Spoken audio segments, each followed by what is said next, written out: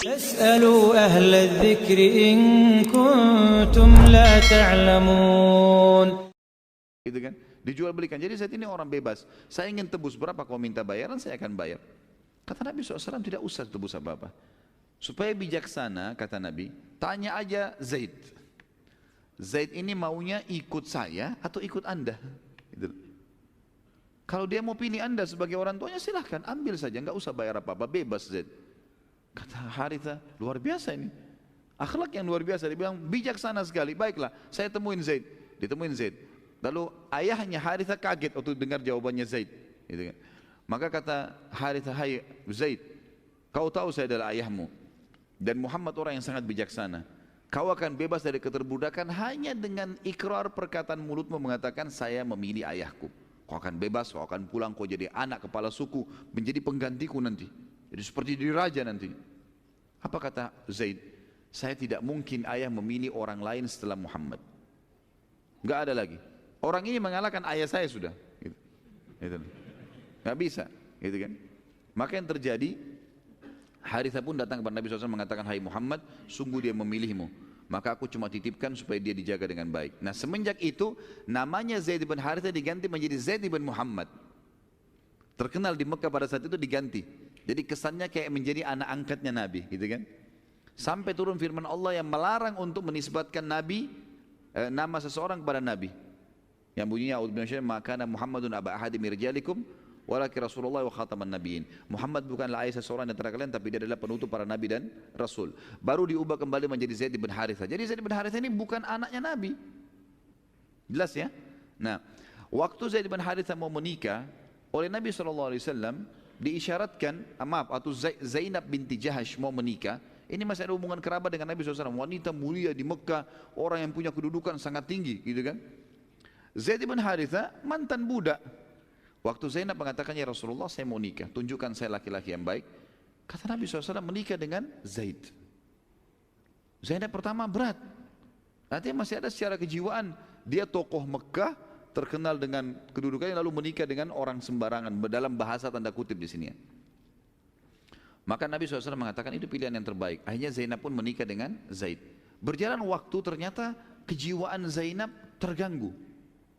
Jadi tetap saja dia mengatakan setelah itu, ya Rasulullah, saya setiap kali lihat Zaid, yang saya bayangkan sahayanya dulu. Saya jadi berat untuk itu. Selalu merasa kalau mau disentuh sama dia jadi masalah nih, kejiwaan saya gimana? Kata Nabi SAW, sabarlah, bertakwa kepada Allah, gunakan keimanan. Tapi berkecamuk terus, sampai akhirnya sering cekcok antara Zainab sama Zaid. Akhirnya terakhir Zaid pun dia menyampaikan kepada Nabi SAW, ya Rasulullah kayaknya sudah tidak bisa dipertahankan. Baik, kalau tidak bisa dipertahankan, berpisahlah.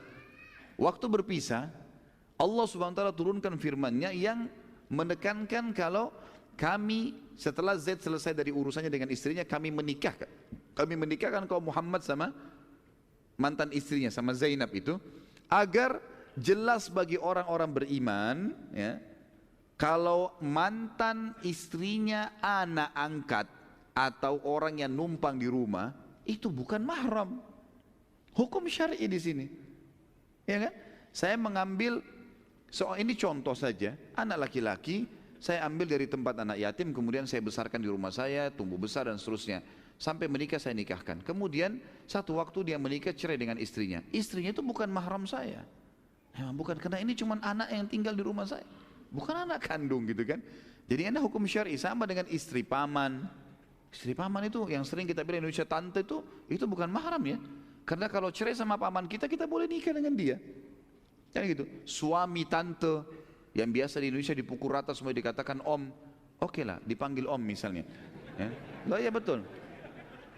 Tapi itu bukan mahramnya ya. Bukan mahram. Jadi tidak boleh salaman memang. Hukum syar'i, karena kalau cerai sama tantenya, maka boleh nikah sama ponakannya si perempuan itu. Yang tidak boleh menggabungkan dalam poligami ponakan sama tante itu hukum syar'i. Tapi bukan mahram tetap. Jelas ya? Nah, ini yang dibahasakan di sini. Jadi kadang-kadang Nabi SAW menikah memang untuk wahyu menyampaikan penjelasan hukum. Seperti pernikahan Nabi SAW dengan Zainab binti Jahash radhiyallahu anha. Dan ini sudah jelas sekali dalam firman Allah surah An-Najm surah nomor 53 ayat 3 sampai ayat 4 yang Allah berfirman tadi saya sebutkan, a'udzubillahi minasyaitonir wa ma yantiqu 'anil hawa in huwa illa wahyun yuha. Muhammad ini tidak pernah mengucapkan Al-Qur'an menurut kemauan sendiri, termasuk kata para sebagian ulama tafsir adalah perilaku Nabi sallallahu alaihi wasallam dipandu oleh Al-Qur'an. Ucapannya itu, perilakunya itu tidak lain hanyalah wahyu yang diwahyukan kepadanya. Allah subhanahu wa ta'ala mengaruniakan Nabi SAW dari Khadijah, diberkahi pernikahannya sehingga dikaruniakan 6 orang anak, 2 laki-laki dan 4 perempuan. Laki-laki yang sudah jelas Qasim, makanya julukan Nabi SAW Abul Qasim. Dan Qasim meninggal, yang lebih kuat riwayat sebenarnya dikatakan masih kecil, tapi ada riwayat menjelaskan pada meninggal di umur dia sudah bisa menunggangi kuda, dan itu di zaman dulu sekitar umur 7 sampai 8 tahun. Kemudian Abdullah menikah di umur sekitar 2 tahun ke bawah. Lalu kemudian 4 anak perempuan Nabi SAW, Ruqayyah, Ummu Kalthum, Zainab dan Fatimah radhiyallahu anhunna ajma'in, ini semua adalah hidup bersama Nabi SAW. Dan akan kita sebutkan nanti, mereka termasuk adalah orang-orang yang beriman kepada baginda Nabi SAW.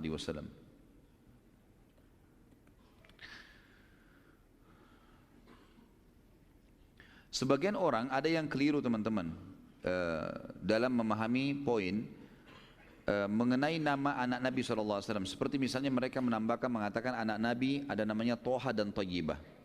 Dan ini keliru teman-teman. Kenapa? Karena Toha dan Tayyibah adalah julukan untuk anak Nabi Abdullah. Jadi bukan anak lain.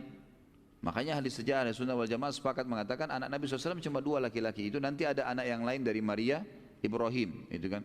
Tapi itu nanti. Yang jelas fase Mekah ini adalah 2 anak laki-laki dan dua-duanya meninggal. Dan julukan Abdullah ini punya julukan Toba dan Tayyibah.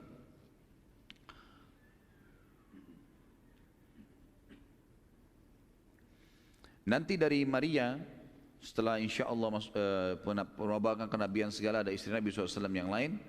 Maria ini akhirnya memiliki anak namanya Ibrahim, dan Ibrahim meninggal juga di umur 2 tahun. Maaf, belum 2 tahun, 1 tahun lebih, masih masa menyusui. Karena ada hadis Nabi SAW berbunyi mengatakan, sesungguhnya Allah memberi Ibrahim, anak ini yang baru meninggal, pengganti penyusu di surga. Ya, itu bahasa Nabi SAW tentang masalah itu. Tentu setelah menikahnya Nabi SAW dengan Khadijah, maka kedudukan beliau makin mulia. Ya. Dan sekarang Nabi SAW pindah dari fase kehidupan yang susah bersama Abu Talib tadi, sudah merasakan bagaimana kehidupan miskin, gitu kan, bagaimana merasakan hidup kerja keras, gitu kan, dan sekarang pindah ke fase kehidupan orang terkaya di Mekah. Jadi Nabi SAW sudah lalui semuanya nih, hidup susah, hidup bekerja. Sekarang ini orang terkaya di Mekah yang menjadi istri beliau, rumahnya sangat mewah, segala macam ada. Nabi SAW juga sudah melalui fase kehidupan itu. Ya. Baik, kita akan masuk teman-teman sekalian. Kejadian yang lain adalah di Mekah sebelum masa kenabian pernah Ka'bah teman-teman sekalian roboh, sebagian bangunannya rusak. Rusaknya Ka'bah ini disebutkan oleh ahli sejarah, berselisih mereka tentang masalah penyebabnya. Tapi kalau kita gabungkan semua, intinya Ka'bah pada saat itu rusak dan mau dibangun. Ada yang menyebutkan bahwasanya sebabnya, karena ini memang sebelum Islam ya. Jadi memang dilihat fase-fase sejarah sebelum Islam gitu. Maka Mekah sempat tertimpa banjir yang besar pada saat itu. Dan ini juga memang kita perlu tahu, Ka'bah itu berada di lereng gunung dan dihimpit oleh gunung. Makanya kalau tidak salah tahun 1940 sekian itu pernah hujan lebat Mekah dan akhirnya banjir juga, karena lembah, memang lembah, mudah banjir di situ ya. Ini penyebab yang pertama yang disebut oleh ahli sejarah. Penyebab yang kedua adalah ada seorang wanita dari penduduk Mekah, dia membawa dupa, tempat bakaran dupa yang ada bara apinya, kemudian dia bawa, niatnya ingin mewangikan orang lagi tawaf gitu kan. Tapi rupanya waktu dia mendekati Ka'bah, arangnya itu tumpah, jatuh, dan Ka'bah waktu itu ada kiswah, sehingga terbakar kiswah tersebut dan akhirnya susah untuk dipadamkan lagi, karena di Mekah tidak semudah itu mendapatkan air gitu kan. Maka terbakarlah dan rubuhlah sebagian bangunannya. Penyebab yang ketiga adalah banyaknya kiswah yang ditimpakan di atas Ka'bah. Jadi kiswah ini kan kain Ka'bah. Setiap ada tokoh-tokoh Mekah datang, selalu kayak raja misalnya dia datang, dia mengatakan belikan kiswah buat Ka'bah, taruh di atas kiswah. Jadi Ka'bah ini disusun-susun kiswahnya. Saking banyaknya kiswah, sampai puluhan bahkan ratusan kiswah di situ, membuat bangunannya nggak bisa tahan karena beratnya kain itu. Akhirnya robohlah bangunan Ka'bah itu. Gitu kan. Tentu tidak roboh semua ya, tapi sudah roboh sebagiannya dan terbuka bagian atasnya. Ini yang disebutkan oleh para ahli sejarah tentunya. Kemudian penduduk Mekah teman-teman sekalian, intinya itu adalah sebab-sebabnya ya. Penduduk Mekah lalu segera berkumpul, kemudian mencari jalan keluar, kira-kira bagaimana cara membangun Ka'bah. Namun pada saat itu masyarakat Mekah tidak tahu membangun bangunan yang kuat, yang terbuat dari batu, kayak kita sekarang batu disusun, itu mereka tidak tahu. Makanya tradisi rumah-rumah Mekah dulu semua dari tanah liat saja. Tanah liat. Dan tanah liat itu hanya dikeringkan, dikenakan matahari, kemudian mereka tempel-tempelin, susun-susun, seperti itu saja. Enggak lebih daripada itu. Makanya rumah-rumah mereka itu seringkali dalam hitungan seminggu, 2 minggu, sebulan diperbaharui lagi, pasang lagi tempel tanah baru lagi. Seperti itulah. Cuma tanah liat saja, gitu kan. Dan di atas, di bagian atap itu tidak ada yang ditutup. Enggak ada bagian atap. Mereka hanya meletakkan pelapa-pelapa kurma saja. Pelapa-pelapa kurma saja. Baik.